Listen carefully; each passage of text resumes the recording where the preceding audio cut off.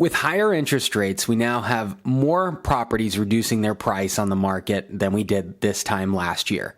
This quick video is to describe how the purchase agreement works so you have a fundamental understanding when you start to make offers in today's market. If we look at this page, this is just the acknowledgement and confirmation of disclosures. This is included on every single purchase agreement that we use. Page 1 outlines, or page 2 outlines, if there's any type of financing associated with it, seller financing even, and what type of loan it's going to be, and that's covered on a separate sheet. But these boxes will be selected. This will also define what parties are in the contract, who's the seller, who's the buyer, what's the legal description of the property, where's it at, and then our purchase price, and then our earnest money deposit. Now, an earnest money deposit can be just as simple as $500 on properties that are priced about $250 and under. Over that, typically we see a 1% standard earnest money deposit. This will decide where you're going to close, what title company you're going to go to, and where that money is going to be stored. The closing date, we move on to the third page. This is going to say what's included in the property, what's not included in the property that might not be real estate, that might be private property. And then number 7 is an important feature, and that's the property inspection time and period. And in our market, it's very common to have a 10-day inspection period. And if you just select 10 days on this contract, which is what most folks do, between 10 to 12, you still get that 3-day window at the start from the time that you sign till the inspection period even starts. So really, we're looking at 13 to 14 days of inspection period, which is important.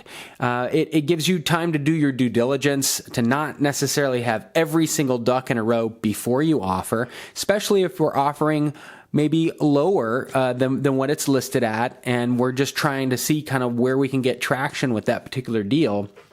That's important to know that, hey, I can offer without being 100% convinced, and I still have time built in there to decide and confirm that this property is a good buy for us. After the inspections are done, you have a TRR period, which we call, it's a treatment, repair, and replacement period. And this typically lasts about 7 days. And this is time that once you've done your inspection, if you found issues and you're requesting that the seller do those issues or give you a concession or change the price, you've got 7 days to negotiate that and 7 days for them to respond. At any point during that period, if you can't both see eye to eye, you can walk away from the deal and get that deposit back and move on to the next one.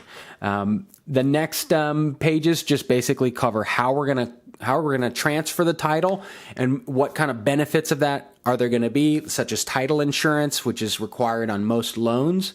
If you get a loan, you'll have to do that. It's always a good idea.